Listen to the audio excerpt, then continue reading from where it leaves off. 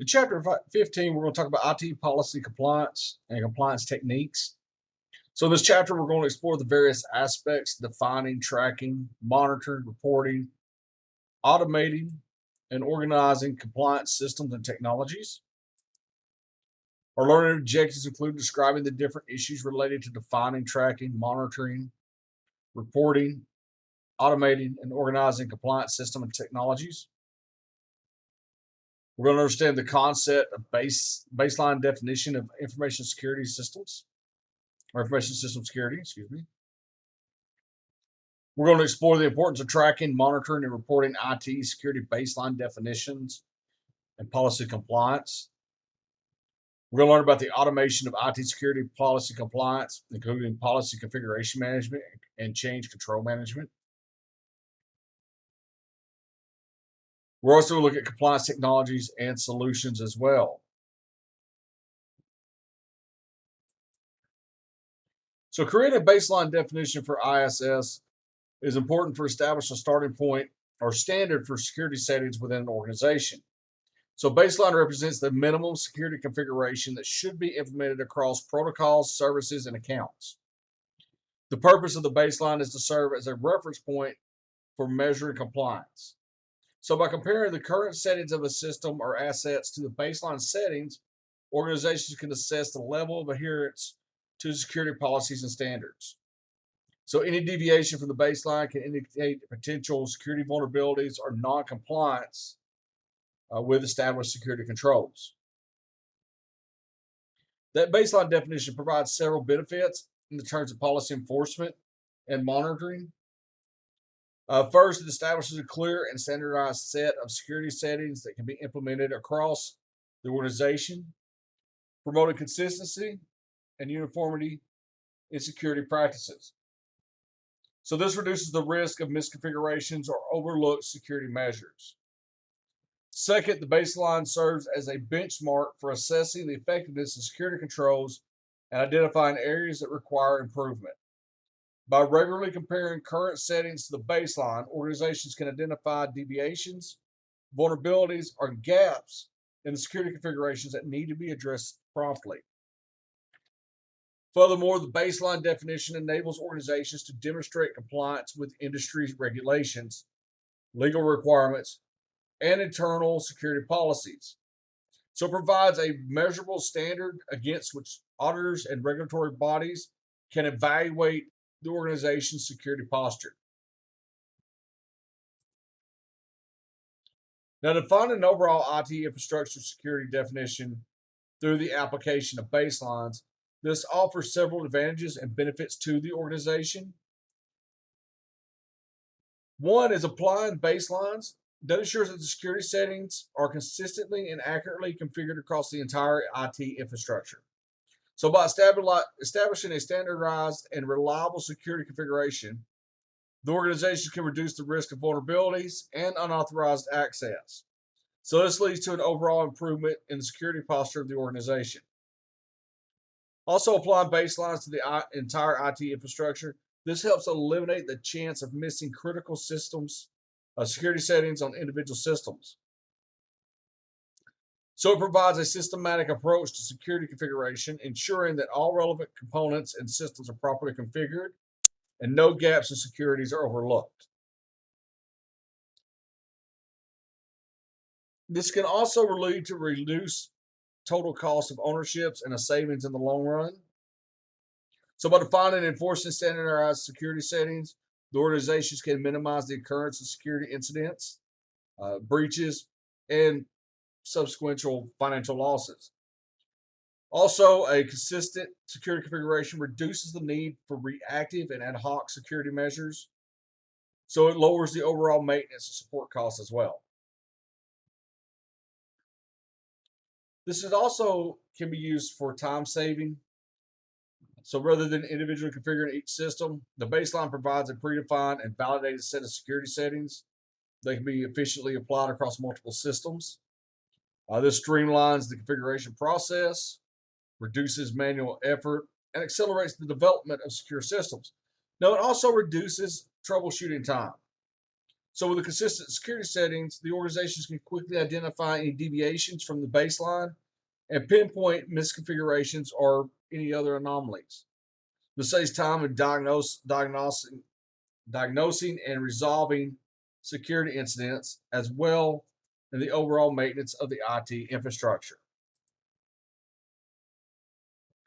Now, vulnerability window, this refers to the time frame between the discovery of the new vulnerability and uh, the initiation of the patch development process by the software developers. So during this period, the systems may remain exposed to potential attacks until a patch is released and applied. The security gap, on the other hand, refers to the variance between the baseline security settings and the actual security requirements of the system. So this gap signifies potential vulnerabilities or areas where the system's security measures may fall short. Change management procedures play an important role in identifying and addressing any necessary changes or updates to the system. So by following effective change management practices, organizations can ensure that security gaps are promptly identified and the appropriate actions are taken to mitigate those risks. Patch management is also an essential aspect of maintaining a secure system. So it involves the systematic application of patches or updates to the software, operating system, and applications to address known vulnerabilities. By regularly updating and patching systems, organizations can minimize the likelihood of a successful attack by targeting known vulnerabilities. Now, if a group policy is employed to modify security setting, these changes can be automatically applied to the computer when it's authenticated to the domain. So this provides a streamlined approach to enforcing security configurations across multiple systems within a domain environment. Now, tracking, monitoring, and reporting IT security baseline definitions and policy compliance can be facilitated through various mechanisms and practices. Now, some of these include the automated systems. If you implement any automated systems, it can help regularly query the systems to verify compliance with security baselines and policies. So these systems often come with scheduling capabilities, allowing organizations to perform periodic checks and assessments to their system's adherence to the established standards. Random audits can be conducted within large organizations that have a decentralized IT model. So in such cases, the centralized IT department may randomly audit other departments or units, and they do this to ensure compliance with security baselines and policies. So this approach helps identify any non-compliant areas, and then corrective actions can be taken as needed. Now, developing an overall organizational report card for policy compliance. This provides a consolidated view of the organization's security posture. This report card may include metrics such as patch compliance, security setting, adherence, and the number of unauthorized changes. So by tracking and reporting these key indicators, organizations can assess their level of compliance and identify areas that require improvement. Automated policy distribution plays a crucial role in ensuring consistent and effective, efficient enforcement of IT security policies across the organizations. So some key considerations and factors related to automated policy distribution includes having adequate training. This is something that's going to be essential to ensure that administrators and users understand the policies being distributed and how to comply with them. Training programs should be designed to educate and familiarize individuals with the policies, their implications, and the actions required for compliance. It's also important to gain organizational acceptance and support for policies that are being distributed through effective communication and engagement. Building awareness, addressing concerns, and highlighting the benefits of policy compliance can help foster acceptance and cooperation. Testing it for effectiveness is important as well. So before deploying policies through automated distribution, it is advisable to conduct thorough testing to assess their effectiveness.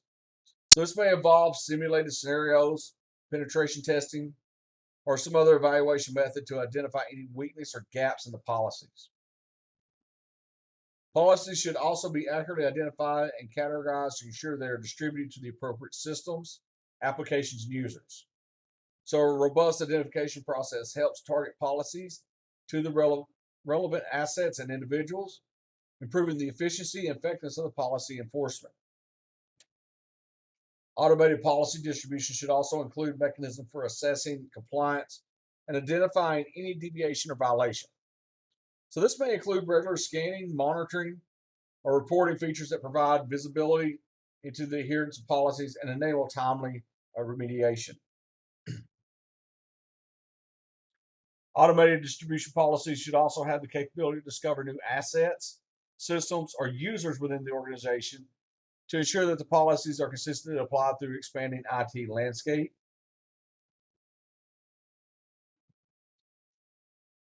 The system should also minimize false positives and false negative results in the policy enforcement.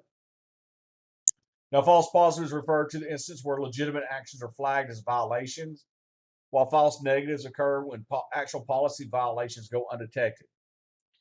So you want to strike the right balance. This is something that's very crucial to avoid unnecessary disruptions or security gaps. Also, when policy violations are identified, the automated system should have resolution capabilities to guide users and administrators in taking appropriate actions to remediate the issue and bring the systems back into compliance. Automated policy distribution should also be designed to minimize any adverse impact on system performances. The distribution process should be effective and scalable to handle the organization's size, complexity, and evolving needs. Finally, a robust logging and audit trail mechanism that's essential to track the distribution, implementation, and enforcement of policies. So this helps in the monitoring and demonstrating compliance, as well as facilitating incident investigations and forensics analysis if it's needed.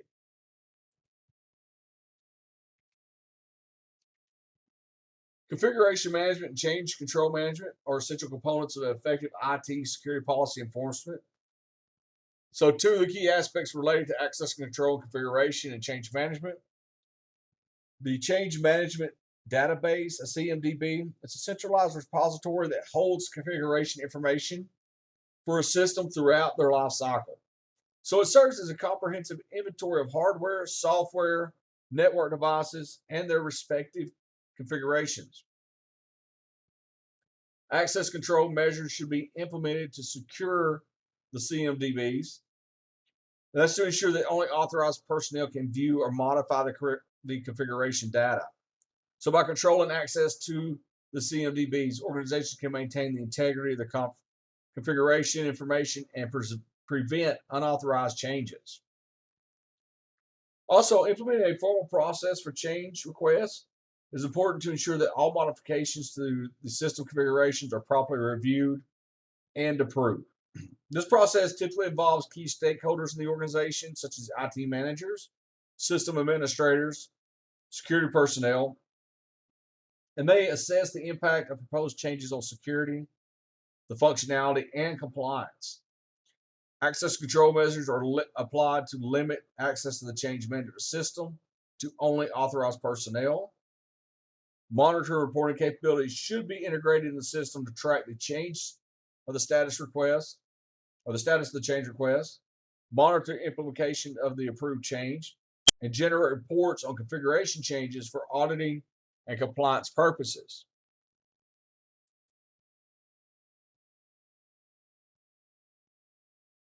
Now, collaboration and effective communications, these are very important for ensuring policy compliance across different business areas. Some key considerations to promote collaboration and maintain policy compliance include recognizing that changes made in one area of the business, they can have implications on other areas. So it's important to promote cross-functional collaboration and ensure that changes that are not made in isolation without considering their potential impact on other systems, processes, or departments. So you want to encourage open communication and collaboration among stakeholders from different business areas to ensure that the policy compliance is maintained throughout the organization. Also, to minimize the risk of unexpected changes and maintain policy compliance, it's essential to over communicate and to establish a predictable schedule for changes. So this involves sharing information about upcoming changes well in advance and providing clear description of the changes to all relevant stakeholders. So by establishing a predictable schedule, the stakeholders can plan to allocate their resources accordingly, and that's to minimize disruptions and also ensuring compliance with those established policies as well. One way you can do this is be sending reminder emails and notifications as well. So the regular communications reminders that plays an important role in reinforcing policy compliance. You want to send reminder emails to both approvers and stakeholders to ensure that they are aware of any upcoming changes and their respective responsibilities. So these reminders can serve as a proactive measure to keep everyone informed and accountable, and that reduces the chance of overlooking any of the policy requirements. Version control is also an important part of ensuring the integrity and consistency in policy implementation guidelines and compliance. So some of the key considerations for utilizing version control in the context of policy implementation include implementing a version control system specifically for the security policy itself. So this allows easy tracking and management of different versions of the policy document over time. Each new version should be properly identified and documented to provide a clear history of the changes. You also want to create a dedicated version control page that serves as a reference for all changes made to the original policy document. This page should include a table format that lists the details of each change, such as the date, the nature of the change, and the person responsible for making the change. This provides transparency and accountability, enabling stakeholders to easily track the evolution of the policy. So finally, in addition to version control for the policy document, it's also important to record and track the actual changes made to the system as part of the policy implementation. So this can be achieved through the proper documentation of the system configuration, updates, patches, or any other modifications made to align with the policy requirements. So these records serve as evidence of compliance and facilitate auditing processes. Now, compliance technologies and solutions also play an important role in supporting organizations' efforts to achieve and maintaining policy compliance. We see on the screen here some notable examples. The CIST internal controls integrated framework. This provides a comprehensive approach to internal controls, including IT control, for effective risk management and compliance. So it helps organizations establish a structured and integrated control environment, assess the risk, and monitor compliance with policies and regulations. The security content automation protocol is a standardized protocol that enables automated vulnerability management, security management, and policy compliance evaluation. So it allows organizations to streamline the process of identifying vulnerabilities, tracking patches, and ensuring compliance with security policies. Simple Network Management Protocol is a network management protocol widely used for monitoring and managing network devices. It can be leveraged to collect data and generate reports on system configurations, performance, and compliance-related metrics. These tools provide valuable insight into network security and help identify potential compliance gaps. The web-based enterprise management is a set of industry standards for managing information systems in a distributed computing environment. So it enables centralized management and monitoring IT resources, including compliance-related aspects such as configuration management, policy enforcement, and reporting. Finally, the digital signing technologies ensure that the integrity and authenticity of digital documents, including your policies, and it does this by applying cryptographic techniques. So digital signatures provide a verifiable proof of the document's origin and integrity, enhancing the trust and compliance with regulatory requirements. So these compliance technologies and solutions offer organizations a range of tools and frameworks to streamline policy compliance, automate security posture processes, and enhance risk management practices. So in this chapter, we went through and discussed the baseline definition for ISS. We talked about tracking, monitoring, reporting for IT security baseline definition and policy compliance. Also, the automation of IT security policy compliance and policy configuration management and change control management. And then also the compliance technologies and solutions through this chapter.